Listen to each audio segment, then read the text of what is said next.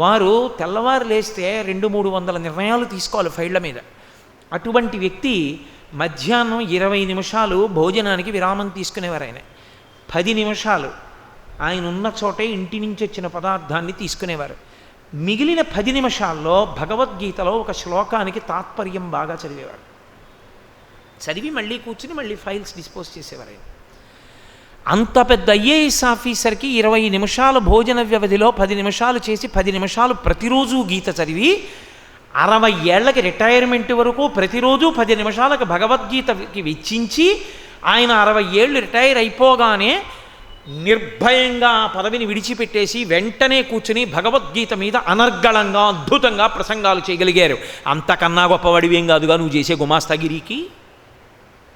నీకంత సమయం లేకుండా ఎందుకు పోయింది? ఆత్మవంచన లేదని చెప్తే.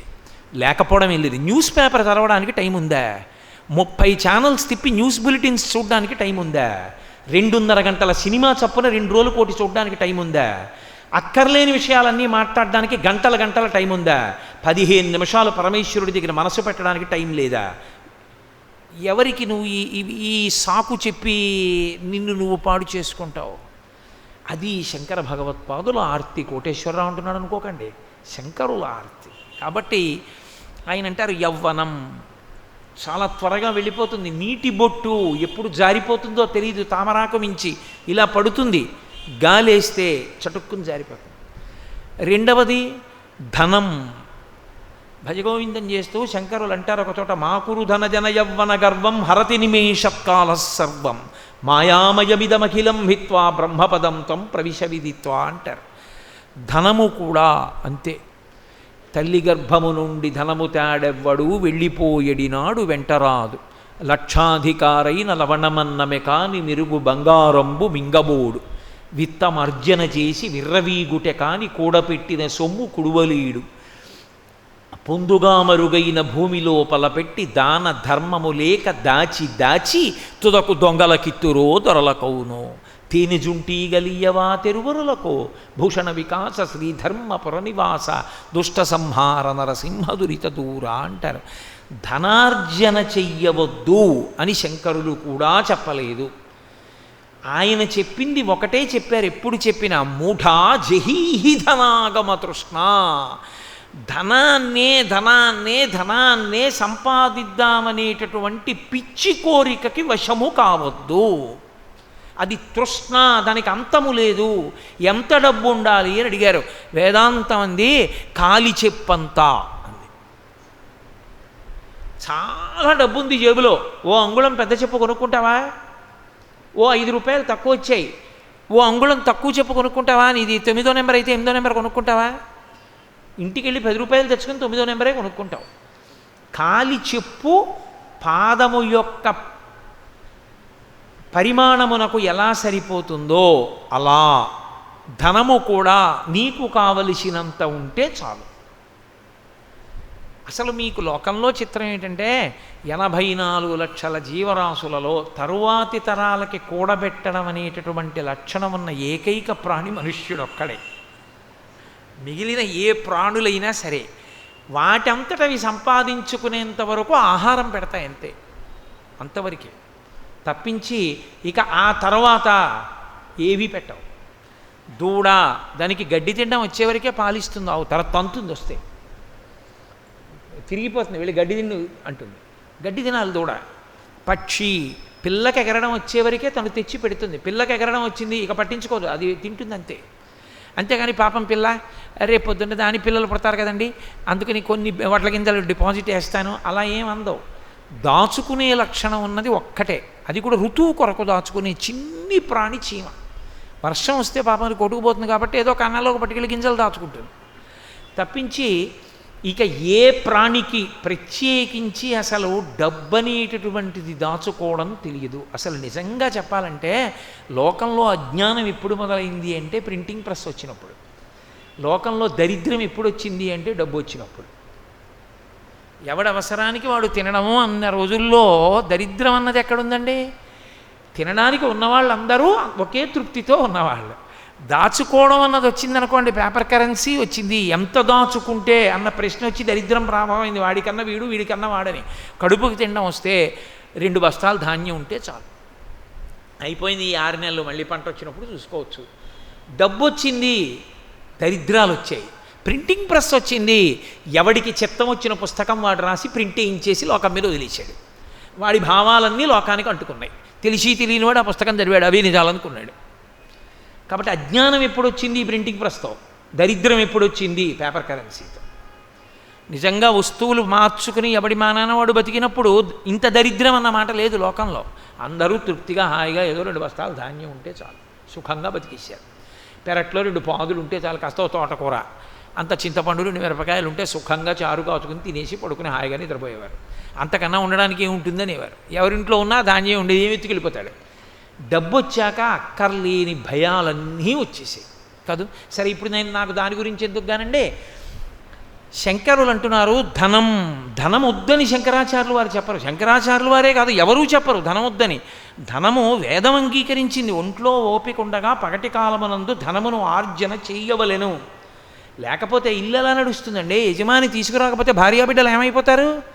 తీసుకురావాలి యజమాని. అసలు నిక్కచ్చిగా మాట్లాడితే మాతా నిందతి నాభినందతి పిత, భ్రాతా న సంభాషతే భృత్యకుప్యతి నానుగచ్చతి సుతా, కాంతాపి నాలింగతే అర్ధప్రార్థన శంకయా న కురుతే సల్లాపమాత్రం సుహృత్, తస్మాత్ నైతికమర్ధమార్జన శృణు సఖే విత్తేన సర్వే వశాః అని చెప్పారు. నువ్వు డబ్బు సంపాదించకపోతే, ఒక వయసు వచ్చిన తర్వాత కొడుకు 4 రూపాయలు సంపాదించకపోతే మాతా నిందతి, ఆశీర్వదించడం తప్ప తిట్టడం తెలియని అమ్మ తిడుతుంది. తండ్రి నాభినందతి, శబాష్ సంతోషం రా కొడకా అని భుజం మీద చెయ్యేడు. నాభినందతి పిత, భ్రాతా న సంభాషతే, అన్నదమ్ములు పలకరించరు. భృత్యకుప్యతి, సేవకుడిని పిలిచి పని చెప్తే చెప్పేవలేవా 5 పైసలు ఇవ్వలేవు అని వాడు కోపం వస్తుంది. నానుగచ్చతి సుతా, తండ్రి ఇంటికి వస్తుంటే కొడుకు బయటికి చెంబుతో నీళ్లు తేడు కాళ్ళు కడుక్కోమని. నానుగచ్చతి సుతా, కాంతాపి నాలింగతే, భార్య కూడా ప్రియమార కౌగలించుకోదు. కాబట్టి అర్ధప్రార్థన శంకయా న కురుతే సల్లాపమాత్రం సుహృత్. ఆయన సుహృత్తు, చాలా మంచివాడు. అందులో ఆయన యందు దోషం పట్టడానికి ఏం లేదు. చాలా మంచి స్నేహితుడు మా రామకృష్ణారావులా. కానీ ఎన్నాళ్ళు ఇస్తాడు? కనబడ్డప్పుడల్లా డబ్బు అడిగితే. అందుకని ఇలా వస్తుంటే బాబాయ్ మళ్ళీ ఏమైనా అడుగుతాడేమో అని అలా పోయాడు ఆయన. కాబట్టి అర్ధప్రార్థన శంకయా న కురుతే సల్లాపమాత్రం సుహృత్, తస్మాత్ నైతికమర్ధమార్జన శృణు సఖే. సఖేవ స్నేహితుడా, ఆర్జన చేయి డబ్బు, కానీ నైతికమర్ధమార్జన శృణు సఖే, నీతి తప్పకుండా సంపాదించు. ఆ నీతి తప్పకుండా సంపాదించినదేదో అది నీ కుటుంబ అభివృద్ధికి కారణమవుతుంది. విత్తేన సర్వే వశాః, నీతి తప్పకుండా సంపాదించిన డబ్బు వల్ల నీకు సమస్తము వశమవుతుంది. ఈశ్వరుడు అనుగ్రహిస్తాడు. ఆ ద్రవ్యంతో నువ్వేం చేసినా ఉపయోగపడుతుంది. కాబట్టి డబ్బు సంపాదించు, కానీ డబ్బు సంపాదించడమే ధ్యేయంగా బతికేస్తే ఇంక దానికి ఏమీ కట్టుబాటే లేదు. సంపాదించడం ఒక్కటే ధ్యేయం. సంపాదించేశావు, దానంత తేలికగా వెళ్ళిపోయేది, దానంత తేలికగా నీ యందు నిరాసక్తత ప్రదర్శించేది ఇంకొకటి లేదు. ఎందుకో తెలుసా? వెళ్ళిపోయినప్పుడు చాలా తేలిగ్గా వెళ్ళిపోతుంది. సిరిదా వచ్చిన వచ్చును సలలితముగ నారికేళ సలిలము భంగిన్, సిరిదా పోయిన పోవును కరిమింగిన వెలగ పండు కరణిని సుమతి. నేను ఎందుకు చెప్పాలి? ఈ కాకినాడ పట్టణంలోనే నేను ఈ ఊరు వచ్చిన కొత్తల్లో ఆయన దగ్గరికి వెళ్ళి ఓ పావుగంట కూర్చుంటుండేవాడిని అరుగు మీద. ఏదో మంచి మాటలు మాట్లాడుతుండేవాడు. ఎంత మంచివాడో, గొప్ప ఐశ్వర్యవంతుడు, అంత డబ్బున్నవాడు. ఏ నాటి చేసుకున్న ప్రారంధ కర్మో నమ్మి ఒక ఆయనకి షూరిటీ పెట్టాడు. ఆయన ఎటు వెళ్ళిపోయాడో తెలియదు. సర్వం నాశనమై ఆయన వెళ్ళిపోయాడు. ఈయనకున్నదంతా తీసేసుకున్నారు. ఆ వార్త విన్నాడు, అంతా జప్తు చేశారు. హాస్పిటల్లో జాయిన్ అయ్యాడు. హార్ట్ అటాక్ వచ్చి చచ్చిపోయాడు. పిల్లలు వీధిన పడిపోయారు. ఉండడానికి ఇల్లు కూడా లేక ఏ ఇంటి ముందు ఆర్తులొచ్చి నిలబడితే అన్నం పెట్టబడిందో ఆ ఇంట పిల్లలు క్రీనీడల యందు తిరిగారు. అంటే తమ యథార్థ రూపాలు కనపడకుండా ఇంటి గోడల క్రీనీడల దగ్గర తిరుగుతూ అన్నం తిన్నటువంటి ఒక కుటుంబం నాకు తెలుసు. తర్వాత తండ్రి చేసిన పుణ్యం ఆ పిల్లలు వృద్ధిలోకి వచ్చారు, అది వేరు మాట అనుకోండి. కానీ ఐశ్వర్యం అనేటటువంటిది ఉండిపోతుందనుకున్నంత వెర్రి ఇంకోట్లేదు. అంత త్వరగా వెళ్ళిపోయేది ఇది అదొక్కటే. పైగా దానికున్నంత నిరాసక్తత లోకంలో ఇంకెవ్వరికీ ఉండదు. వీడికి ఒంట్లో ఓపికున్నంత కాలము దాని మీదే దృష్టి పెట్టి సంపాదించాడు. ఎక్కడుంటుందండి? తీసుకొచ్చి కట్టలు కట్టి సంపాదించిందంతా కోట్లు ఇంట్లో పెడతాడేంటి? అదేమన్నా పరుప పేర్చి ఉంచడానికి తీసుకెళ్ళి బ్యాంకులో వెయ్యాలి. వేస్తే అది పాస్బుక్లో అంకెల రూపంలో ఉంటుంది. ఈయన చచ్చిపోయాడు, చాపేసి పడుకోబెట్టారు హాల్లో. బ్యాంకులోంచి ఒక్క కట్ట పైకి దూకి, అరే ఎంత జీవితం, ఎంత కష్టపడి సంపాదించావురా మమ్మల్ని అని బీరువాలోంచి ₹1 కానీ, ఆయన పరుసులోంచే ఒక ₹10 కాగితం కానీ దూకుతుందా పైకి? అది ఎవడు తీసినా, ఎవడు చేత్తో పట్టుకుంటే వాడిది. అంత తొందరగా జారిపోయేది లోకంలో ఇంకోటి లేదు. అందుకే శంకరులో చోట అంటారు, కింవానీన ధనేన వాజికరిభిప్రాప్తేన రాజ్యేన కిం కిం వా పుత్ర కళత్రమిత్ర పశుభిర్దేహేన గేహేన కిం జ్ఞాతైతక్షణభంగురం సపతిరో త్యాజ్యం మనోదూరతః స్వాత్మార్థం గురువాక్యతో భజ భజ శ్రీపార్వతీ వల్లభం. ఆయనకేం కోపంతో కాదు ఆయన చెప్పింది, హద్దు ఎరిగి ప్రవర్తిస్తే జీవుడు ఉద్ధరింపబడతాడని. అది పాపం ఆయన తాపత్రయం. అంతేగాని ఆయన మన అందరినీ నిందించడం ఆయన లక్ష్యం కాదు. ఆయన సంపాదించవద్దని ఏం చెప్పలేదు శంకరాచార్యులు వారు. సంపాదించు, కానీ వెర్రెక్కిపోకు. వెర్రెక్కిపోతే ఏమైపోతుందో తెలుసా? ఒకదాని తరువాత ఒకటి ఆగిపోయేవేవో చెప్పారు ఆయన. ఇందులో మొదట ఆగిపోయేదేదో తెలుసా? డబ్బే. అస్సలు వాడు వెళ్ళిపోయాడన్న విషయం దానికి ఉండదు. ఎందుకంటే మీరు బ్యాంకులో ₹10 పట్టుకెళ్ళి ఇచ్చి మీ అకౌంట్లో వేసుకున్నారనుకోండి, మీరు మళ్ళీ అకౌంట్లో డ్రా చేసినప్పుడు ఆ ₹10 కాగితం మిమ్మల్ని పేచీ పెట్టకూడదు. అది వెళ్ళిపోతుంది పక్క, వెంటనే ఎవరికో ఇచ్చేస్తారు, ఇంకో కాగితం ఇస్తారు కదా, అంతే. కాబట్టి డబ్బు అంత చంచలమైంది లోకంలో ఇంకోటి లేదు. దాని పేరే కరెన్సీ. అది ప్రవహించి ఉపకారం చేస్తుంది, అది అలా వెళ్ళిపోతుంది అంతే. దాని తర్వాత పాపం ఏదో ఆయన్ని శ్మశానానికి తీసుకెడితే కనీసం వాళ్ళ బంధువులందరూ ఆయన కారు ఎక్కి శ్మశానం దాకా కారన్నా వస్తుంది, అనసాధ్యం కూల. అందుకని కింవానేన ధనేన వాజికరిభిహి, గుర్రాలు ఏనుగులు అన్నారు, ఇప్పుడు కారులు. అది శ్మశానం గేటు దాకానన్నా వస్తుంది. గేటు దాటి లోపలికి వచ్చేవాడు, మిగిలిన వాళ్ళు ఎందుకులేండి ఇంకా అలా ఏం చూస్తామండి అని వస్తారు, రాకపోతారు. వచ్చినా ఏం చేస్తారు? కొడుకొక్కడు మాత్రం 11 రోజులు రోజు వెళ్తాడు. ఏదో మొదటి రోజు వెళ్తారు, రోజు వెళ్తారేంటి? వాడికి తప్పదు కొడుక్కి. ఎవరో ఒకళ్ళని తోడు తీసిన వాడు వెళ్తాడు, వెళ్ళేదో అంచేష్టి సంస్కారం అక్కడ చేసి వస్తూ ఉంటాడు. మళ్ళీ ధర్మోదకాలకే కనపడతారు కొంతమంది. కాబట్టి కొడుకు అసలు జీవితం అంతా పట్టుకున్న భార్య ఇంటి గడప దగ్గరే, కొడుకు శ్మశానం దగ్గరే. ఇన్ని ఫెయిర్ అండ్ లవ్లీలు రాసి, ఇన్ని పంచెలు కట్టి, ఇన్ని అల్లర్లు చేసి, ఇన్ని పూలదండలు ప్రతిరోజు వేయించుకున్న శరీరం వల్లకాటి దగ్గరే. మరి వచ్చిందెవరు? పైన కప్పిన బట్టమేటి చాకలి పాలు పడుచు పెళ్ళామైన పరుల పాలు. ఇంకా నువ్వు తీసుకెళ్ళేది ఏమిటి? ఆఖరికి ఎన్ని పంచెలున్నా, ఎన్ని అంచులు ఉన్నా ఇంట్లోనే. దీని మీద కప్పడానికి మాత్రం ఓ సైనికుడు అట్టుకొస్తారు. కట్టుకొచ్చి అత్యంత సమకబారు వస్త్రం ఒకటి తీసుకొచ్చి కట్టి పట్టుకెళ్ళి తీసి పక్కన బారేస్తారు. అది కూడా పట్టుకుపోయేవాడు ఉంటాడు. ఇంకే ఇది కల్లరి బొమ్మ యౌకాయంబునొల్లా, ఇంటి దొంగల బోలు కొడుకుల నొల్లా, అద్దె కొంపల బోలు ఆ లోకమొల్లా, ఎందుకీ లోకంబులిందుకీ మురుపు ముందు చావుండంగ మురియంగనగునే అంటారు మానస పూజలో. ఏది నీకు ఉండేది ఆఖరికి? అప్పుడు ఇది కాలిపోయిన తర్వాత జీవుడు ఏడుస్తూ నిలబడితే పరమశివుడు ఒక్కడే ఉంటాడు.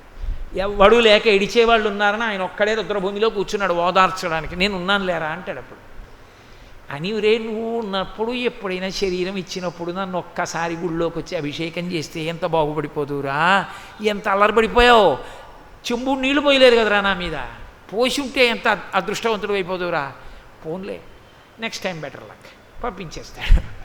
మళ్ళీ మనుష్య జన్మ వస్తుందని నమ్మకం ఉంటుంది ఏమిటి? కనుక శంకర భగవత్పాదుల ఆర్తిని మీరు గమనించండి. ఆయన నిందించడం ఆయన ఉద్దేశ్యం కాదు. కాబట్టి ధనము సంపాదించు, వద్దని నేను చెప్పట్లేదు. సంపాదించి నీ జీవుని అభ్యున్నత కొరకు కొంత ఖర్చు పెట్టుకో. అక్షయతృతీయ వచ్చింది, కూజ కూడా కొనకుండా మానేకు. ఆ కూజ, అందులో నీళ్లు నిన్ను రేపొద్దున రక్షిస్తాయి. కాబట్టి ఓ కూజ దానం చేసుకో, ఓ పంచల్ చాపు దానం చేయి. ఒంట్లో ఓపిక ఉంది కాబట్టి కాస్త గంధం తీ, పరమేశ్వరుడికో ఎవరో పెద్దలకో కాస్త గంధం అలదు నీ చేత్తో, ఓ పుష్పహారం కొని వాళ్ళ మెళ్ళో వేయి, ఒక్క గొడుగు కొని వాళ్ళకి గొడుగు పట్టు, ఉత్తర జన్మల్లో నీకు ఎప్పుడు నీడ దొరుకుతుంది. నువ్వు ఎప్పుడు తప్తమైపోవలసిన స్థితి నీకు రాదు, హాయిగా చల్లగా కూర్చోగలుగుతావు. ఒక్కసారి గొడుగు పడితే అక్షయమై పట్టుకుంటుంది నిన్ను. ఒక్క చెప్పులు జతి కాళ్ళు మాడిపోతూ పరుగులెత్తవలసిన అవసరం నీకుండదు. హాయిగా ఎండలో నిలబడినా కాళ్ళు కాలకుండా నిలబడేటట్టుగా రక్షింపబడతావు. కాబట్టి పరమేశ్వరుడు నీకున్న దానిలో చేసి తరించు తప్ప దాచేస్తే ఏమొచ్చింది? అలాగని దాచద్దు పిల్లలకి ఇవ్వద్దని శాస్త్రం చెప్పలేదు. కొంతైనా నీ జీవుడి కొరకు కూడా ఖర్చు పెట్టుకో. అందరితో పాటు ఇంకోండి కూడా లెక్కలో వేసుకో. నా జీవుడు కూడా వాడు ఉన్నాడు, వాణ్ణి ఉద్ధరించాలిగా. పిల్లలకు అన్నం పెట్టాను, పిల్లల్ని చదివించాను, పిల్లలు పెద్దవాళ్ళు అయ్యారు, పెళ్ళిళ్ళు చేశాను, వాళ్ళను ఉద్ధరించినట్టే ఇంకోడు కూడా ఉన్నాడు. వాడు ఇంట్లో ఉండడు, ఇక్కడే ఉంటాడు. వాడికి ఏదో చెయ్యాలిగా మరి, వాడికి ఉద్ధరణ కొరకు. వీళ్ళు పెద్దవాళ్ళు అయిపోతారు, ఒక్కసారి ఇందులోంచి వీడు బయటకు వస్తే వాళ్ళకి దీనికి సంబంధాలు తెగిపోయాయి. మరి వీడి కోసం వీడు మళ్ళీ ఇంకో శరీరంలోకి వెళ్ళినప్పుడు పట్టుకెళ్ళడానికి కొంత పుణ్యం నేను సర్దాలి కదా. అది వాడి కొరకు కూడా కొంచెం చెయ్యి. ఎక్కడో అక్కడ తెచ్చి వాళ్ళకి పెడుతున్నావా? ఉన్న దాంట్లోనే నిన్ను కోట్లే ఖర్చు పెట్టని చెప్పలేరు శాస్త్రం. పావలా కాసు ఖర్చు పెట్టావు, ఖర్చు పెట్టలేవా? బెంగ పెట్టుకోకు. అలా వెళ్ళిపోతున్న వాడికి కాసిన మంచినీళ్ళు అవి కూడా ఇవ్వలేవా? బెంగ పెట్టుకోకు. పెద్దలకి కాళ్ళు పట్టు, అది కూడా చేయవా? పెద్ద ఆయనకి కుర్చీ ఇచ్చి నువ్వు కింద కూర్చో, అది కూడా చేయవా? పోనీ ప్రసాదం కళ్ళకద్దుకుని నోట్లో వేసుకో. ప్రసాదం కళ్ళకద్దుకుని నోట్లో వేసుకోవడానికి కూడా నీకు అభ్యంతరాలు ఉంటే నిన్ను రక్షించేవాడు ఇంకా లోకంలో ఉండడు. కాబట్టి ప్రసాదం కళ్ళకద్దుకుని నోట్లో వేసుకో. ఒంట్లో ఓపిక ఉందా? ఓ పల్లకి పట్టుకో, ఏదో ఒకటి చెయ్యి. నీకున్నది ఏదో ఒకటి ఈశ్వరార్పణము చెయ్యి. అది చెయ్యలేదు, అందరూ బాగుంటారు, దాచినవన్నీ తీసుకుంటారు, నీ జీవుడు దరిద్రుడవుతాడు. అప్పుడు ఏం చేస్తావు? అప్పుడు ఏం చేయడానికి ఉండదు ఓసారి జారిపోయాక. కాబట్టి చేసుకో, ధనమును ఉపయోగించు. లేకపోతే ఆ ధనము నీతో వచ్చేది కాదు, చించలము ఆగిపోతుంది. జన్మజన్మాంతరములు నీ వెంట వచ్చేది కాదు. ఇంకా కొడుకు సత్పురుషుడైతే నిన్ను ఉద్ధరించగలడు. కొడుకు గొప్ప సత్పురుషుడు అనుకోండి, మహానుభావుడు కొడుకు అనుకోండి, కొడుకో మనవడో మునిమనవడో 3 తరాలు కదా ఉంచుతారు తద్దినం పెట్టడానికి. ఒక మహానుభావుడు నీ వంశంలో పుట్టాడు, పరమభాగవతోత్తముడు. అటువంటి వాడు పుట్టి పరమేశ్వరుణ్ణి విశేషమైన భక్తితో బతికున్నన్నాళ్ళు ఆరాధన చేశాడు, ఆయన్ని నమ్ముకుని బతికాడు. అలాంటి వాడు నీ వంశంలో 3 తరాల్లో పుట్టాడు కాబట్టి నిన్ను విడుదల చేస్తాడు. ఆ కొడుక్కి నువ్వు ఇదే నేర్పితే, అందుకే ధర్మం చేసేటప్పుడు కొడుకుని పక్కన పెట్టుకోమంటారు. నువ్వు వాడికి నేర్పింది లేదు, అసలు నువ్వు వాడికి ఉపనయనమే చేయలేదు. లోకంలో నువ్వు తినేయడానికి ఖర్చు పెట్టడానికి డబ్బు బాగుంది, కొడుక్కి ఉపనయనం ఇప్పుడు ఎందుకండి? వాడికి పెళ్ళికి ముందు ఉపనయనం, వాడికి పెళ్ళికి ముందు ఉపనయనం, ఉత్తరాయణం లేకపోతే దక్షిణాయనంలో ఉపనయనం. ఇలా ఉపనయనం చేసుకుని మర్నాడు వాడికి పెళ్ళి. ఇంకా వాడు ఎప్పుడు చేస్తాడు సంధ్యావందనం గాయత్రి? నువ్వే పాడు చేసేసింది. కాబట్టి వాడికి యజ్ఞోపవీతం మీద కూడా నమ్మకమే ఉండదు. ఇది ఎప్పుడు కట్టి కుడిపేస్తుంది, శరీరం అంటూ పడిపోతుందిగా. అప్పుడు వాడేం చేస్తాడు నీకు? నువ్వే పాడు చేసింది, వాడు కాదు. నువ్వు వాడికి నేర్పలేదు. కొడుకుని దగ్గర పెట్టుకొని కొడుకు ఇలా బతకాలని నువ్వు నేర్పలేదు కొడుక్కి. నువ్వు సంపాదనలో తిరిగావు, వాడికి అదే మప్పావు. నువ్వు పట్రా, సంపాదించు, బ్యాంకులో వెయ్యి, కూడబెట్టు, అదొక్కటే మప్పావు. దానికి వాడు అలవాటు పడిపోయాడు. వాడు రేపేం చేస్తాడు? వాడికి చేయడానికి పాపం వాడికి ఏం తెలుసు? వాడిని అనడానికి ఏం లేదు, వాడికి ఏం తెలుసు అని చేస్తాడు. వాడికి ఏం తెలియదు. అది బాగా వ్యగ్రత పొందిందనుకోండి, ఇప్పుడు ఎక్కడ కుదురుతుందని కానీ మీరు చేసేయండి 11వ రోజుకి వస్తానంటాడు. నేను ఎన్నో కుటుంబాల్లో చూసాలా. కాబట్టి ధనం అంత వ్యామోహం పెట్టుకోక, అది నీ వెంట వచ్చేసేదేం కాదు. ఇక్కడ ఉన్నప్పుడైనా జారిపోతుంది, శరీరం విడిచిపెట్టాకైనా రాకుండా పోతుంది. వచ్చేదేది ఆ ధనాన్ని మారిస్తే వస్తుంది, పుణ్యధనంగా మారిస్తే వస్తుంది. ఒక్క కూజ కొన్నావు, ఒక్క కూజ జన్మాంతరంలో, ఒక్క అక్షయ తృతీయ నాడు ఇచ్చావు, అది అక్షయమై నీ జీవుడు ఎన్ని శరీరాల్లో ఉన్నా అది పనికొచ్చింది. ధనమును పుణ్యధనంగా మార్చడం నేర్చుకో. ఎప్పుడో అప్పుడు మళ్ళీ నువ్వు తరించడానికని మార్గం అవుతుంది. ఇది శంకర భగవత్పాదుల యొక్క ఆవేదన. ఆయన ఆవేదన దిద్దడమే కానీ ఆయన ఆవేదన నింద చేయడమో, నువ్వు పాడైపోతున్నావు అనడమో, ఖండించడమో కాదు. శంకరులకున్నంత సాత్వికమైన వాక్కు నాకుంటే ఇంత కఠినంగా కూడా మాట్లాడేవాడిని కాదు. శంకరులైతే ఇంకా చాలా ప్రేమగా మాట్లాడతారు. నాకు అంత ప్రేమగా మాట్లాడడం రాదు కాబట్టి నా వాక్కు ఎందుకు కొంత వ్యగ్రత కనపడుతోందేమో నేను మాట్లాడుతున్నప్పుడు. కాబట్టి అది ఆర్తి, ఒక తండ్రికి ఉన్నంత ఆర్తి, అంతకన్నా గొప్ప ఆర్తి శంకరాచార్యులు వారిది. లేకపోతే ఎందుకంటే ఆయనకి ప్రశ్నోత్తర రత్నమాలిక ఆయన తరించలేరా? అపరశివావతారం అది. ఆయనకి ఎందుకు మన గురించి ఇంత తాపత్రయం? అరే వాళ్ళు ఏమైపోతారు మరి నేను చెప్పకపోతే? అది ఆయన మనకిస్తున్న నిధి. అది తండ్రి ఇచ్చిన నిధి శరీరంలో ఉన్నంతసేపే. శంకరులు ఇచ్చిన నిధి అసలు శరీరంలో ఉండకుండా చేయగలదు. అంత గొప్ప నిధిని ఆయన ఇస్తున్నారు. కాబట్టి ధనం జాగ్రత్త సుమ, అది నళినీదళగత జలవత తరళం. ధనం ఒకటి. ఎక్కడ అత్యాశతో నిలబడిపోయి జన్మని పాడు చేసుకుంటాడో అక్కడక్కడ శంకరాచార్యులు వారు దాని యందు ఉన్నటువంటి అత్యంత చాంచల్యమైనటువంటి స్థితిని చెప్పి వ్యామోహం పెరిగిపోకుండా జాగ్రత్త పడడాన్ని నేర్పుతున్నారు. కాబట్టి మహానుభావుడు తులసీదాస్ గారు రామాయణం చెప్తుండేవారు. చెప్తుంటే ప్రతిరోజు గుర్రం మీద వెళ్ళిపోతుండేవాడు జమీందారు కాశీపట్టణంలో. చూసి నవ్వేవాడు గుర్రం ఆపి. తులసీదాస్ గారు వచ్చి కూర్చోండి అన్నవారు.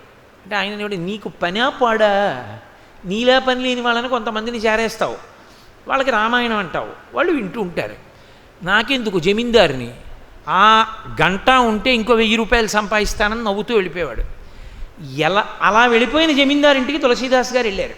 వెళ్ళి అయ్యా నాకు మీ ఇంటికి వచ్చి రామాయణం చెప్తా, మీరు వచ్చి కూర్చోవద్దు, మీకు ఎప్పుడు ఖాళీ, మీరు ద్రవ్యార్జన చెయ్యకుండా ఎప్పుడు ఉంటారు, అప్పుడే వచ్చి చెప్తా, 10 నిమిషాలైనా పర్వాలేదు, పావు గంట అయినా పర్వాలేదా అంటే తాపత్రయం శంకరాచార్యుల వారిలా. అరే పాడైపోతున్నాడే అని. వినండి అన్నాడు. ఇప్పుడు ఎక్కడ కుదురుతుంది చూద్దాంలే. మళ్ళీ వెళ్ళారు. నవ్వి అన్నాడు వచ్చే ఏడాది రండి అన్నాడు. ఖచ్చితంగా ఏడాదికి తులసీదాస్ గారు వెళ్ళారు. ఇప్పుడు ఎక్కడ కుదురుతుంది? వచ్చే ఏడాది రండి అన్నాడు. అలా 6-7 మార్లు తిప్పాడు. వెళ్ళారు పాపం తులసీదాస్ గారు. ఆ పై ఏడాది వెళ్ళారు. అయ్యా మీ నాన్నగారు ఏది రామాయణం 10 నిమిషాలు వింటారేమో అని వచ్చారండి అన్నారు. మా నాన్నగారు మీకు తెలియదా, చచ్చిపోయారు కిందటి ఏడాది అన్నాడు కొడుకు. తులసీదాస్ గారు దివ్య దృష్టితో చూశారు. దివ్య దృష్టి ఉంటుందా అండి అనకూడదు, అది ఉన్నవాడికి తెలుస్తుంది ఉందని. ఏమీ లేనివాడికి నీకెలా తెలుస్తుంది ఉందని? సాధన చేయి నీకు తెలుస్తుంది ఉందని. అన్నం తింటే తెలుస్తుంది ఆకలి తీరుతుందని. తపస్సు చేస్తే దివ్య దృష్టి ఉంటుంది. అంతేగాని వాడికి ఉంటే నువ్వు చేయకుండా అది ఉంటుందా అండి అంటే ఉంటుంది. నువ్వు చేయి తెలుస్తుంది నీకు. కాబట్టి దివ్య దృష్టితో చూశారు. ఎక్కడున్నాడో తెలుసా? కిందటి ఏడాది వరకు జమీందారుగా ఉన్న జీవుడు ఆ ఇంటిలోనే పశువుల కొట్టంలో ఎద్దుగా ఉన్నాడు తాపత్రయానికి. ఇంకా ఐశ్వర్యం మీద భ్రాంతి పోక పొలాలు దున్నడానికి ఆ ఇంటి పశువే అయి ఆ ఇంట్లో నిలబడి ఉన్నాడు. లోపలి జీవుడు గుర్తుపట్టాడు తులసీదాస్ గారిని. ఎద్దు ఆయన వంక చూసి కన్నుల నీరు కార్చింది. ఒక్కసారి మీ దగ్గర రామాయణం వింటే ఇలా అయ్యేవాడిని కాదు. అది వినక ధనమునందు మమకారం పెట్టాను. ఇప్పుడు వాడు యజమాని, వాడేమీ చేయడు. ఇదిగో ఈ పక్కనున్న ఆవుని వాడు దానం చేయడు నా పేరు చెప్పి. అందుకని ఇదిగో ఎద్దునయి ఆ పొలాన్ని దున్నుకుంటున్నా, తోక మిలిపెడుతున్నాడు, కంట్లో కారం పెడుతున్నాడు, వీపు మీద కొరడాతో కొడుతున్నాడు, గడ్డి తిని పొలం దున్నుతున్నాను. 1 గంట రామాయణం వింటే ఇలా అయ్యేవాడిని కానన్నాడు. ఆ భాష జీవభాష తులసీదాస్ గారికి అర్థమైంది. ఒకసారి ఇది వదిలిపెట్టాక ఎవడు ఉద్ధరిస్తాడు? ఉద్ధరించేవాడు ఉండడు. కాబట్టి ధనమునందు ఆర్జన ధనమును ఆర్జన చెయ్యకుండా ఉండు. అసలు డబ్బు వద్దు నీకు, డబ్బు వల్ల పాడైపోతావు. ఎందుకు డబ్బులు? అసలు డబ్బుల జోలికి వెళ్ళకు అని ఎవ్వరూ చెప్పలేదో మీరు బాగా గుర్తుపెట్టుకోవాలి. నేను ఎలా సన్యాసినో నువ్వు అలా ఉండని చెప్పరు. ఎందుకో తెలుసా? సన్యాసి కూడా దేని మీద ఆధారపడతాడండి? గృహస్థాశ్రమం మీద ఆధారపడతాడు. సన్యాసికి భిక్ష ఎవరు పెడతారు? గృహస్థు పెడతాడు. బ్రహ్మచారికి భిక్ష ఎవరు పెడతారు? గృహస్థు పెడతాడు. వానప్రస్థకు భిక్ష ఎవరు పెడతారు? గృహస్థు పెడతాడు. అసలు సన్యాసి కూడా శరీరంతో బతికున్నాడంటే గృహస్థు వల్లే. గృహస్థు కన్నా గొప్ప ఆశ్రమం ఏదీ లేదు ఆ కోణంలో చూస్తే. నీ చెప్పడం ఏంటి? వేదాంతం చెప్పింది. కానీ నువ్వు సంపాదించకుండా ఎలా పెడతావు? కాబట్టి సంపాదించమనే చెప్పింది గృహస్థుని. సంపాదించని గృహస్థు బ్రహ్మచారికి ఎలా పెడతాడు, సన్యాసికి ఎలా పెడతాడు, వానప్రస్థకి ఎలా పెడతాడు, తను ఎలా తింటాడు? సంపాదించవయా. తస్మాత్ నైతికమర్థమార్జన శృడు సఖే, నీతి మార్గం తప్పకుండా సంపాదించు. కానీ నీ జీవుడి గురించి కూడా చూసుకో. దాని ఎందే మమకారమును పెట్టుకుంటే జారిపోతుంది సుమా. కాబట్టి యవ్వనం ధనం చ ఆయుహు. ఆయుహు శంకర భగవత్పాదులు మూడవదిగా చెప్పినది ఆయువుని చెప్పారు. ఆయువు అంటే కాలము కాదు. మీరు బాగా గుర్తుపెట్టుకోవాలి. కాలము అనంతమై వెడుతూ ఉంటుంది. అలాగా కాలమునందు ఒక ప్రత్యేకమైనటువంటి తేదీ నాడు, ఒక నక్షత్రంలో ఒక తిథి నాడు పుట్టి, ఒక నక్షత్రంలో ఒక తిథి నాటి వరకు ఒక ఉపాధి యందు ఒక జీవుడు ఉన్న కాలాన్ని ఆయుర్దాయమని పిలుస్తారు. ఆ జీవుడికి ఒక కుక్క ఒక తిథి నాడు పుట్టింది, ఒక నక్షత్రంలో పుట్టింది, ఒక నక్షత్రంలో ఒక తిథి నాడు వెళ్ళిపోయింది. ఒక వ్యక్తి ఒక నక్షత్రంలో పుట్టాడు. నక్షత్రాన్ని బట్టే కదా జాతకం రాస్తారు. మరి ఒక నక్షత్రంలో ఫలానా పాదంలో ఫలానా సమయానికి పుట్టాడు, ఫలానా నక్షత్రంలో ఫలానా తిథి నాడు ఫలానా రోజున ఫలానా సమయానికి వెళ్ళిపోయాడు. ఇప్పుడు ఆయన ఆయుర్దాయం ఎంత అని అడిగారు అనుకోండి, ఆ తిథి నుండి ఈ తిథి వరకు ఆయన శరీరముతో ఉన్న కాలమునకు ఆయుర్దాయం అని పేరు. శంకరులు అంటున్నారు ఆయుహు అత్యంత చంచలమైన వాటిల్లో చ, అది కూడా. ఎందుకో తెలుసా? అసలు లోకంలో తాను ఎంతకాలం ఉంటాడన్నదే తనకి తెలియదు. జీవుడు శరీరమునందు ఎంతకాలం ఉంటాడో ఎవరికీ తెలియదు. తెలియనప్పుడు నువ్వు ఇందులో ఎంతకాలం ఉంటావో తెలియదు అన్నప్పుడు ఎంత తొందరగా దీన్ని నువ్వు సద్వినియోగం చేయవలసి ఉంటుంది. దీపం ఉండగా ఇల్లు చక్క పెట్టేసేయి. కాబట్టి దీనితో తొందరగా నువ్వు చేయవలసిన మంచి పనులన్నీ చేసేస్తూ ఉండాలి. ఎందుకంటే ఇది ఎప్పుడు జారిపోతుందో తెలియదు కనుక. ఇది ఒక్కసారి ఇందులోంచి జీవుడు పైకి వచ్చేసాడు అనుకోండి, పోయిందంతే, ఆయుర్దాయం అయిపోయింది. ఎందుకని అంటే శంకరులు భజగోవిందంలో అంటారు, యావత్ పవనో నివసతి దేహే తావత్ పృచ్చతి కుశలంగేహే గతవతి వాయో దేహాపాయే భార్యాభిభ్యతి తస్మిన్ కాయే. ఊపిరి లోపలికెళ్ళి పైకొచ్చింది, బతికున్నాడు. పైకెళ్ళిన ఊపిరి లోపలికి తీశాడు, బతికున్నాడు. ఊపిరి తీసి విడిచిపెడుతున్నాడు. బాగున్నారా అండి అని అడుగుతారు అందరూ. మంగళం శివం శోభనం భద్రం శ్రేయం అందరూ ప్రశ్న వేస్తారు. కులాసాగా ఉన్నారా అంటారు. ఊపిరి తీశాడు, విడిచిపెట్టలేదు. విడిచిపెట్టాడు, తీయలేదు. ఇప్పుడు కాయం. ఇక దాన్ని కులాసాగా ఉన్నారా అని ఎవ్వరు అడగరు. అంతిమ దర్శనమే చేస్తారు. ఆయన వెళ్ళిపోయాడంట. మరి శరీరం అక్కడే ఉందిగా, అది శరీరం కాయం. మరి ఇంతకన్నా నువ్వు ఎప్పుడూ ఆయన్ని చూడలేదు కదా, ఇది చూసేగా అడిగేవాడు బాగున్నావా అని. అబ్బా అలా నాతో మీరు వాదన చేయకండి. కానీ ఆయన మాత్రం కాదు, ఆయన వెళ్ళిపోయారు. మరి అది ఆయన కాయం, ఆయన శరీరం. భార్య ఏం చూసింది? అదే చూసింది.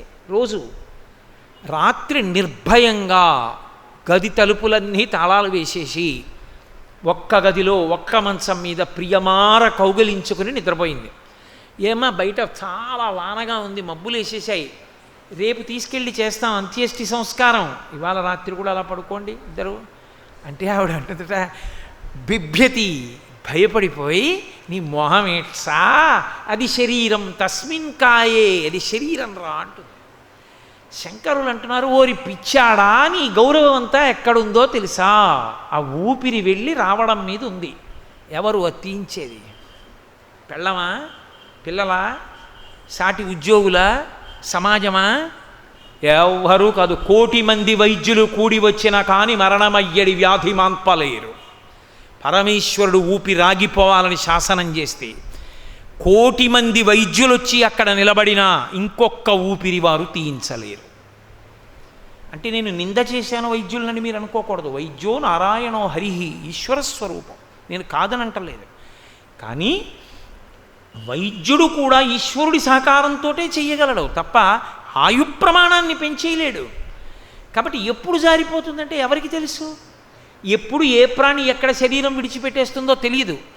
కాబట్టి ఆయువు ఉండగా నీవు చేయవలసినటువంటి సత్కర్మ తొందరగా చెయ్యి, ఎప్పుడో చేస్తానని మంచి పనులకు తేదీల నిర్ణయం చేసుకుని ఉండిపోకు.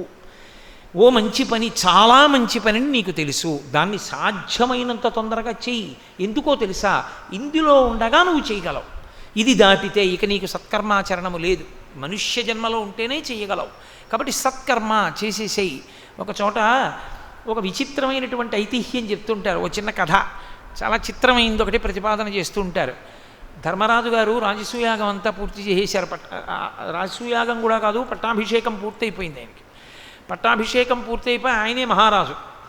బడలిపోయాడు. మరి ఇన్ని పనులు చేసి ఓ పెళ్లి చేస్తేనే బడలిపోదాం, ఆ పట్టాభిషేకం అంతా ఇన్ని దాన ధర్మాలు చేసినవాడు బడలిపోడండి. అలిసిపోయి ఉన్నాడు. ఎక్కడి నుంచో బ్రాహ్మణుడు వచ్చాడు. అయ్యా, ఒక్క గోవు దానం చేయండి, నాకు బతికేస్తాను అన్నాడు. అంటే ధర్మరాజు గారు అన్నారంటారు సుమండి, మహాభారతం అంతర్గతమని మీరు అనుకోకండి, ఓ మంచి సందేశం ఇవ్వడానికి చెప్తారు. రేపు రమ్మను, దానం చేస్తాను అన్నారు. వెంటనే భీముడు అన్నాడు, నగారాలు మోగించండి అన్నాడు. అంటే ఏదైనా చాలా గొప్ప మంగళప్రదమైన విశేషం జరిగితే కోటలో నగారాలు మోగుతాయి, నగారాలు మోగించండి అన్నాడు. నగారాలు మోగించారు. ధర్మరాజు తెల్లబోయాడు. ఇదేమిటి, నేను కదా రాజుని, నాకు తెలియకుండా కోటలో ఏ శుభం జరిగింది, ఎందుకు మోగించారు నగారాలు అని సేవకుల్ని పిలిచి అడిగాడు. దేనికి మోగే నగారాలు అన్నాడు. మాకు తెలియదు, భీమసేన మహారాజు గారు మోగించమన్నారు, మోగించాం. ఏది భీమసేనుడిని పిలవండి అన్నాడు. ఎరా తమ్ముడా, ఎందుకు మోగించావు నగారాలు? అన్నయ్య, ఇంతకన్నా శుభమే ఉంటుంది లోకంలో, ఇవాళ నువ్వు అంత గొప్ప విషయాన్ని సాధించావు. ఏం సాధించానురా? రేపు దానం చేస్తానన్నావు కదా గోవుని, అంటే రేపటి వరకు బతికుంటానని నమ్మకమే కదూ. రేపటి వరకు బతికుంటానని చెప్పావంటే నువ్వు కాలాన్ని విజయం సాధించావు, కాలము మీద అదుపు సంపాదించావు. నువ్వు ఎంతకాలం ఉంటావో నీకు తెలుసు అనమాట. లేకపోతే రేపు చేస్తానని ఎందుకంటావు మంచి పని? అందుకని ఇంతకన్నా గొప్పది ఎక్కడ ఉంటుంది, అందుకని నగారాలు మోగించమన్నానన్నాడు. ధర్మరాజు గారు వెంటనే ఆలోచించి ఆ బ్రాహ్మణుణ్ణి తీసుకురండి, గోదానం చేసేస్తానన్నాడు. పుణ్యకర్మాచరణమునకు శరీరమును వెంటనే వాడు. అలా వాడకపోతే తరువాత వచ్చేటటువంటి సమస్యలకి విరుగుడు ఉండదు. ఇక నువ్వు ఎన్ని వేళ్ళు విరుచుకోవడానికి ఏమి ఉండదు. ఈ చేతిని పట్టుకుంటే కదా వేళ్ళు విరుచుకోవడం. కాబట్టి ఆయువు ఉంటుందని నమ్మకము లేదు. అందుకే ఉన్న ఆయుర్దాయాన్ని ఎంత సద్వినియోగం చేసుకుందామని తాపత్రయపడ్డారు. భాగవతం అంతా ఎక్కడి నుంచి వచ్చిందండి? 12 స్కంధాల భాగవతం రావడానికి కారణం 7 రోజుల్లో నువ్వు చచ్చిపోతావన్నారు పరీక్షిత్తుని. ఆయన ఏడవలేదు. అయ్యి బాబాయ్ చచ్చిపోతాను, ఈ రాజ్యం ఏమైపోతుందని ఆయన ఏమనలేదు. అన్నీ విడిచిపెట్టి గంగ ఒడ్డున కూర్చున్నాడు. ప్రాయోపవేశం చేసి అమ్మా అని పిలిచిన నరు పొమ్మా అని ముక్తి కడకు ముత్తువట, లెమ్మా నీ రూపముతో రమ్మా నాకెదురంగ గంగ రమ్యతరంగా అని పిలిచాడు. పిలిచి దర్భాసనం వేసి కూర్చుని మహానుభావుడు ఒక మాట చెప్పాడు. ఉరగాధీశ విషానలంబునకు మీ నొప్పింతు, ఈశ్వర సంకల్పము నేడు మానదు, భవిష్యజ్జన్మ జన్మంబులన్ హరి చింతారతియున్ హరి ప్రణుతి హరి భాషాకరణ నాసక్తియున్ హరి పాదాంబుజ సేవయున్ కలుగు మీరర్ధిన్ ప్రసాదింపరే అన్నాడు. నాకు 7 రోజులే అభివృద్ధాయం అని నేను ఏడవట్లేదు, ఎప్పుడో అప్పుడు విడిచిపెట్టాలి ఈ శరీరాన్ని. నాకు కావలసింది ఈ 7 రోజులు నేను ఏది చెయ్యడం వల్ల, ఏది వినడం వల్ల, ఏది చదవడం వల్ల నేను మళ్ళీ మళ్ళీ జన్మలను స్వీకరించినా దాని యందు పరమేశ్వర సేవ చెయ్యగలిగినటువంటి ఉత్తమ బుద్ధిని పొందుతానో అటువంటి మంచి విషయాన్ని నాకు మీరు బోధ చెయ్యండి అన్నాడు. అందుకొచ్చింది భాగవతం అంతా. 7 రోజులు సుఖబ్రహ్మ కూర్చుని భాగవతం చెప్పారు పరీక్షిత్తుకి. ఆర్తి కలిగి అడిగాడు.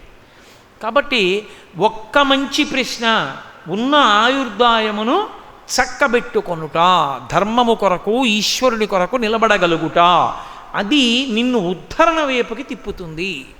కాబట్టి ఏదో ఒక్కటి పట్టుకోవడం ప్రయత్నం చెయ్యి, లేకపోతే ఆయువు జారిపోతుంది. ఇప్పుడు ఎందుకంటే అవన్నీ రిటైర్ అయిపోయిన తర్వాత అంటావా?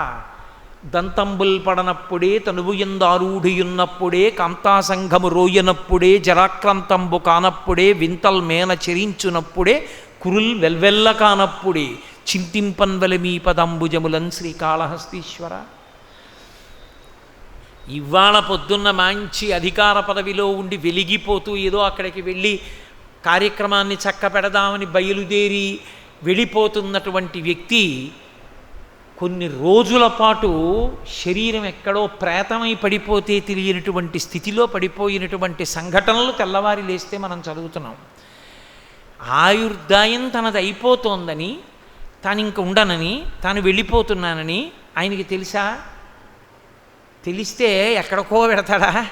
ఏ పుణ్యకర్మాచరణమో చేసుకోడా? ఆయుర్దాయమంత చించలం ఇంకొకటి లేదు. నిత్యమా జీవితము నీటిపై బుగ్గ. నీటి మీద బుడగ ఎంతసేపు ఉంటుంది ఎవరికి తెలుసు? అబ్బా ఎంత రంగో అనేటప్పటికి చిటుక్కున పేలిపోతుంది. శరీరము ఆయుర్దాయము కూడా అంతే. ఎప్పుడు అంతమవుతుంది తెలుసున్నది పరమేశ్వరుడికొక్కడికే. ఇక్కడ గంట మోగుతూనే ఉంటుంది ఎప్పుడు, lub dub lub dub lub dub అని. పరమేశ్వరుడు దర్శనమిస్తున్నాడు. గుర్తేమిటి? గుడి తీసుందని గుర్తేమి? గంట మోగుతూ ఉంటుంది. గంటలు మోగుతున్నాయి, ఈశ్వర దర్శనం అవుతోంది. ఇక్కడ పరమేశ్వరుడు కూర్చునున్నాడు. నీవారస్సూకవత్తన్వీ పీతాభాస్వత్యనూపమా. ఇక్కడ ఉన్నాడు. ఆయన పని ఏమిటి అంటూ ఉంటాడు. లబ్ అనచ్చా డబ్బని? లబ్ అనచ్చా? డబ్ ఎప్పుడో ఆయన లెక్క పెడతాడు. చిత్రంగా కూర్చొని గుప్తంగా లెక్క పెడతాడు శ్వాసలు. ఇంకా నేను ఇక్కడ ఉండక్కర్లేదనుకుంటాడు. అయిపోయింది. వెంటనే ఉత్తరీయం తీసి మీదేసుకుని బయటికి వెళ్ళిపోతాడు. లబ్ తర్వాత డబ్బు అనలేదు, గంట అయిపోయింది అంతే. శివం శవం అయిపోయింది. కాబట్టి ఆయుర్దాయము అంత చటుక్కున పూర్తవుతుంది. అంత చమత్కారంగా వెళ్ళిపోతారు.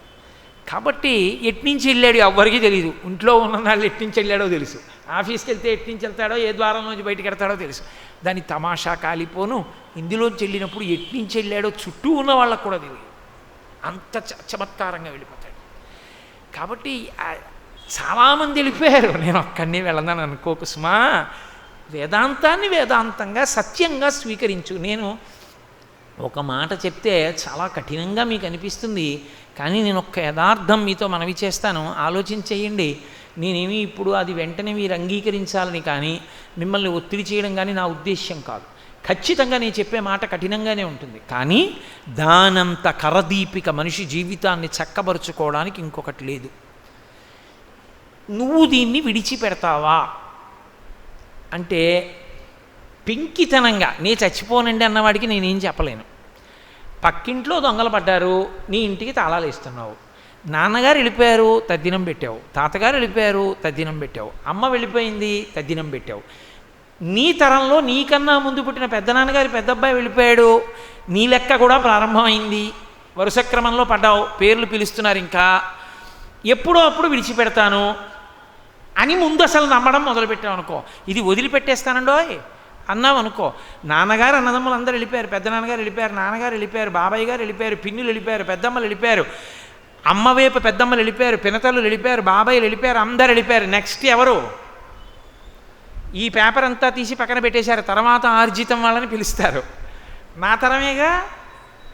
నా తరంలో నేను ఇంకా 20 ఏళ్ళు సర్వీస్ ఉందన్నవాడిని 6 ఏళ్ళు సర్వీస్ ఉందికి వచ్చేసాను. అంటే వృద్ధుడిని అయిపోతున్నానా? శరీరం మారిపోతుందా? జర్జరీభూతం అయిపోతుందా? మా పెద్ద నాయనగారి పెద్ద అబ్బాయి వెళ్ళిపోయాడు.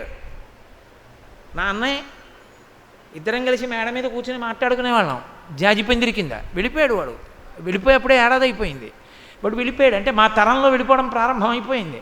నా పేరు కూడా పిలుస్తారు ఇప్పుడు. అప్పుడు నేను వెళ్ళవలసిందే. నేను రానని మొరాయించడానికి ఏమి ఉండదు. ఆయనంత నిర్దాక్షిణ్యంగా తీసుకెళ్ళేవాడు ఎవరు ఉండడు. 5 minutes ప్లీజ్ అంటే ఆయన ఏం ఆగడం, 1 సెకండ్ ఆగడు, తీసుకెళ్తాడు. అలా తీసుకెళ్ళిపోతాడు. నేను వెళ్ళిపోతాను, ఇందులోంచి జారిపోతానని నమ్మావనుకో, అదొక్కటి నమ్మితే చాలంతే. రోజు పెద్ద దాని గురించి ఉపన్యాసాలు ఇంట్లో మాట్లాడుతుండాలి, ఏం అక్కర్లేదు. జస్ట్ ఎ బిలీఫ్, ఇందులోంచి వెడతాను, నేను నిర్గమిస్తాను అని నమ్మితే పాపము చెయ్యలేవు. ఎందుకో తెలుసా? అరే ఇది విడిచిపెట్టి వెళ్ళాక ఖాతా అడుగుతాడు రా ఒకడో, ఒరే నువ్వేం చేసావురా దాంతో నాకు తెలియదు అనుకున్నావా అంటే లేనిపోని గొడవ వస్తుందిరా. వద్దు, మనకి ఎందుకు వచ్చిన గొడవ? ప్రారంభం అయిపోయిందా? వెళ్ళిపోయాడా వాడు పెద్దనాన్నగారు అబ్బాయి? ఎప్పుడు పిలుస్తాడో, ఎందుకు వచ్చిన గొడవ? పోనీ 20 ఏళ్ల తర్వాత పిలవని, 25 ఏళ్ల తర్వాత పిలవని, 10 ఏళ్లలో పిలవని, కానీ పిలుస్తాడు కదూ. పేరు పిలిచి తీరుతారు. పేరు పిలిచారు, అయిపోయిందంతే. తర్వాత ఈ పేరేనండి అన్నాడు అనుకో, అంతే, పట్టుకెళ్ళిపోతాడు. ఇంకా కన్సులేషను ఎక్స్టెన్షను ఇవేం ఉండవు. కాబట్టి వద్దు మనకి అంటాడు.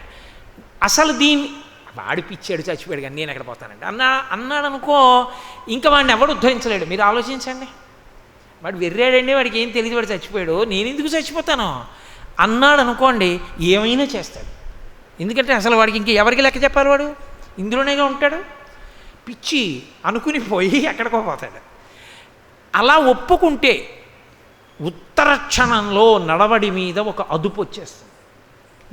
మీ మనసు మీద మీరు తిరగబడిపోతారు. నీ ఇష్టం వచ్చినట్టు నువ్వు చెప్పినా నీ చేయనలా. నీ సొమ్మేం పోయింది, ఎన్నైనా చెప్తావు. ఒక్క క్షణం దీంతో తప్పు చేయడం, ఆ తర్వాత ఆయన దగ్గరికి వెళ్ళి చేతులు కట్టుకున్న తర్వాత ఆయన లెక్కలు మొదలెడతాడు. అప్పుడు ఎవడు పడతాడు, నీ చేయను, నా వల్ల కాదు, ఒక్కనాటికి చెప్పద్దు. 2 మాటలు చెప్తుంది, 3 మాటలు చెప్తుంది, 4 మాటలు చెప్తుంది, అసలు చెప్పదు. ఇక వాడు వినడండి అలాంటివన్నీ అంటుంది. ఆ అదుపు నీకు రావాలంటే మనసు మీద శంకర భగవత్పాదుల యొక్క ప్రశ్నోత్తర రత్నమాలికలో ఆయన చెప్పిన మాట జీర్ణం కావాలి. అది శంకరాచార్యుల వారి తాపత్రయం. అందుకు ఆయుహు సద్వినియోగం చేసుకున్న వాళ్ళు ఖట్వాంగుడు అని ఒక రాజు. ఆయన్ని దేవతలు పిలిచారయ్యా, మేము యుద్ధం చేసి రాక్షస సంహారం చేయలేకపోతున్నాం, కాబట్టి నువ్వు రా, వచ్చి మాకు సహాయం చేయి అన్నారు. ఆయన వెళ్ళి దేవతల తరపున పోరాటం చేసి రాక్షస సంహారం అంతా చేసి దేవతల దగ్గరికి వెళ్ళాడు. వాళ్ళందరూ ఈయన మెళ్ళలో పూలమాలలు వేస్తున్నారు సత్కారం చేసి. ఇవన్నీ చేతురుగాని లేండి కానీ పెద్ద విశేషం కాదు. మనుష్యలోకమునందు ఎవడు ఎంతకాలం ఉంటాడో తెలియదు ఎవ్వడికి. నాకు మీరు ఒక్క ఉపకారం చేయండి, నేను ఎంతకాలం ఉంటాను ఈ శరీరంలో అని అడిగాడు. వాళ్ళు అన్నారు, ఏమనుకోకు, 2 గడియలు ఉందన్నారు. ఏమనుకోవడం ఎందుకు, ఎప్పుడో అప్పుడు 2 గడియలు వింటాంగా, కాబట్టి నాకేం బెంగలేదు, విమానం ఇది అన్నాడు. ఎక్కి ఇంటికి వచ్చేసాడు. నేను వెళ్ళిపోతున్నాను కాబట్టి మీరు ఏడవద్దు, వెళ్ళిపోవాలి తప్పదు, కాబట్టి అన్నీ వదిలిపెట్టేస్తున్నాను, కొడుకు అప్పచెప్పానన్నాడు. బయటికి వెళ్ళాడు. గోవిందా గోవిందా గోవిందా గోవిందా గోవిందా గోవిందా అంటూ గోవిందుని యందు మనసు పెట్టి గోవిందనామని చెప్పాడు. మోక్షానికి వెళ్ళిపోయాడు. 2 గడియల ఆయుర్దాయం ఉన్న ఖట్వాంగుడు చక్కదిద్దుకుని ఈశ్వరుణ్ణి చేరిపోయాడు. కాబట్టి చంచలమైన ఆయుర్దాయమునందు ఉన్న ఈ ఉపాధిని చక్కబెట్టుకో, జాగ్రత్త పడు. అందుకే వేదాంతంలో ఎప్పుడూ ఒక ఉదాహరణ చెప్తారు. దీనిలో ఉన్నప్పుడు దీనితో మంచి పని చేద్దాం అనుకున్నప్పుడు ఎప్పుడు ఒకే ఉదాహరణ జ్ఞాపకం తెచ్చుకుంటూ ఉండు అని చెప్తారు. ఏదో ఏటికి యువతల వైపు అంతా ఇళ్ళు దుకాణాలు అన్నీ ఉన్నాయి, ఆడుకోవడానికి బాగుందని ఏరు దాటి అవతల వైపుకి వెళ్ళి ఇసుక పర్రలో ఆడుకుంటున్నాడు. ఏదో గీత గీసుకుని కబడ్డీ ఆడుకుంటున్నారు. ఆడుకుంటుంటే ఆ పైనుంచి వచ్చాడు ఒక ఆయన, పెద్ద కేకలేశాడు. సమయం లేదు, మహా అయితే 20 నిమిషాలు. పైనుంచి వరద వచ్చేస్తోంది, పైన వానలు పడ్డాయి. ఆ పైన ఉన్నటువంటి ఆనకట్ట తలుపులు తెరిచేశారు, వరద వచ్చేస్తోంది. ఈ పడవ నిలబడదిక, దీంతో మీరు దాటలేరు, వరద వచ్చేస్తే తొందరగా ఎక్కేసి దాటేయండి అన్నాడు. ఆడుకుందామని వచ్చినటువంటి వాళ్ళు ప్యాంట్లు చొక్కాలు విప్పి అక్కడ పెట్టి దట్టీలు కట్టుకుని ఆడుకుంటున్నారు. ఇప్పుడు ప్యాంటు మీద తాపత్రయమా, చొక్కా మీద తాపత్రయమా, పరుసు మీద తాపత్రయమా, కర్ర మీద తాపత్రయమా, దేని మీద తాపత్రయం? దట్టీతో ఉన్నవాడు దట్టీతో పడవెక్కి ముందు దాటేస్తాడు, పైకి చూస్తూ వచ్చేస్తోందేమో వరదని. గబగబా దాటి అవతలకి దూకేసి అమ్మయ్య, ఒరే పరుసు పోతే పోయింది కానీ ఇదిగో వచ్చేసింది చూసా, అమ్మయ్యా ఊళ్ళోకి వచ్చేసాం, యువతల గట్టి ఎక్కేసాం. ఇప్పుడు గట్టెక్కి వరదను చూస్తాడు నిర్భయంగా. పైగా అంటాడు, మహానుభావుడు చెప్పాడురా, ఆ ఒక్క మాట చెప్పుండకపోతే కొట్టుకుపోతుండ్రా, ఇందులో ఏం అదృష్టం రా, పోతే పోయిందిలే, బట్టలు పోతే పోయాయి, పరుసు పోతే పోయింది, మళ్ళీ సంపాదించుకోవచ్చు, యువతలకు వచ్చేసాం. అదిగో వరద రాకముందు దాటడానికి ఇచ్చిన తెప్ప. ఈ తెప్పని నువ్వు అంత తొందరగా వాడుకుంటూ ఉండాలి. ఏమో ఎప్పుడు వస్తుందో ఎవడికి తెలుసు వరద, చెప్పిన వాడు ఉన్నాడు, చెప్పడానికి శంకరాచార్యులు వారు ఉన్నారు. వస్తుంది వరద, జాగ్రత్త, తెప్ప వాడేసుకో తొందరగా వాడేసుకో. అవసరం ఉన్నా లేకపోయినా ఎక్స్పైరీ డేట్ ఉంటే గబగబా తీసేసి ఆ క్రీమ్ ఒళ్ళంతా రాసేస్తామే, ఆ పాటి ఈ శరీరానికి లేకపోతే అన్యాయం కదండి వాడుకోవడానికి. కాబట్టి అది శంకరాచార్య స్వామి వారి యొక్క తాపత్రయం. కాబట్టి ఏదో ఇంకా రేపు ఎల్లుండి భోగాలు లెక్కలు ఇవి పెట్టుకుని తాపత్రయ పడకరా. ఆయుర్నశ్యతి పశ్యతాం ప్రతిదినం యాతిక్షయం యవ్వనం ప్రత్యాయంతి గతాః పునర్న దివసాః కాలో జగద్భక్షకః లక్ష్మీస్తోయ తరంగ భంగ చపలా విద్యుచ్చలం జీవితం తస్మాన్ మాం శరణాగతిం కరుణయా త్వం రక్ష రక్షాధునా అంటారు. సూర్యభగవానుడికి ఓ కొడుకో కూతురు యమున వెనక్కి రాదు, ముందుకెడుతుంది. కాలము ముందుకెళ్ళిపోతుంది. యముడు ముందుకెళ్ళిపోతున్న కాలంలో ఏ జీవుండి శరీరం నుంచి విడిపించాలో వాడిని నిర్దాక్షిణ్యంగా విడిపించేస్తాడు. కాబట్టి సూర్యోదయ సూర్యాస్తమయముల యందు నీ ఆయుర్దాయం అయిపోతోంది. రామకృష్ణ పరమహంస తెల్లవారగానే నేల మీద పడి తలకొట్టుకు ఏడిచేవారు. మేనలుడు అడిగేవాడు, ఎందుకు ఏడుస్తున్నావు మామా అని. ఊరే ఇంకొక్క రోజు అయిపోయింది రా, కాళీమాత దర్శనం అవ్వలేదు నాకు అనేవారు. అంత ఆర్తి లేకపోయినా పోనీ ఏదో అకస్మాత్తుగా అంత బెంగ పెట్టేసుకోక్కర్లేదు, కానీ కనీసం దీంతో చేయవలసిన వాటి ఎందు కూడా ఒక త్వర, అయ్యో చేద్దాం అనేటటువంటి ఒక సంకల్ప నిష్ట ఏర్పడడం చాలా మంచిది. అంతకన్నా మినహాయింపు ఇచ్చి మాట్లాడేస్తే అది శంకరాచార్యుల వారి స్తోత్ర వైభవాన్ని డైల్యూట్ చేశాడంటారు చూసారా, అలా అంత గంభీరమైన విషయాన్ని నేను పలసన చేసినట్లు అవుతుంది. అందుకని అక్కడ అంత మాట్లాడాలి తప్ప అంతకన్నా కిందకొచ్చిక మాట్లాడకూడదు.